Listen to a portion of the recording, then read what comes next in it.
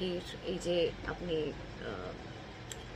Rocket বা নানা রকম আতশবাজি পাখির অনেক সময় এমনি এই 5G এই জি সেই জি এইতে আপনি আগের যে পাখিগুলো যেগুলো ছিল সেই পাখি আপনি এখন দেখতে পাবেন না।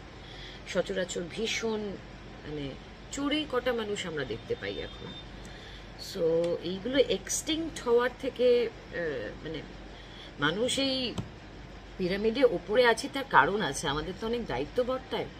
সেই দায়িত্বগুলো সম্পর্কে আমরা একটু সচেতন হই, শুধু নিজের আনন্দ নিজের ভালো লাগা নিজের সব কিছু না করে একটু আশপাশটাকে পরিবেশটাকে একটু দেখি। প্রকৃতির ওপর যত আমরা এই অন্যায় অত্যাচার করব, এমনি দূষণে ভরে গেছে, গাছ কাটা হচ্ছে, কারোর একটা গাড়ির জায়গায় 3টে গাড়ি রয়েছে। সুতরাং মানুষ মানে বয়স্ক মানুষ এবং বাচ্চা যাদের মানে নবজাতক যদি কোনো বাচ্চা থাকে তাদের পক্ষেও এটা খুব ক্ষতিকারক।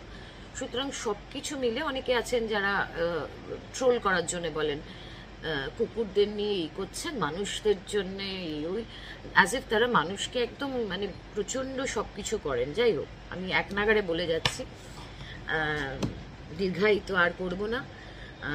একটু মান এবং হুঁশ নিয়ে একটু বিবেচনা করে এবছরের কালী পুজো / দিওয়ালি কাটাবেন। ভালো থাকবেন, বলি ফুলি দেবেন না।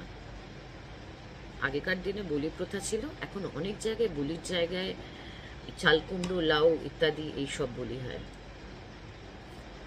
আপনার পুণ্যের জন্যে বা আপনার পাপ লঙ্ঘন করার কোনো দায়িত্ব কোনো গরু মোষ ছাগলের নেই।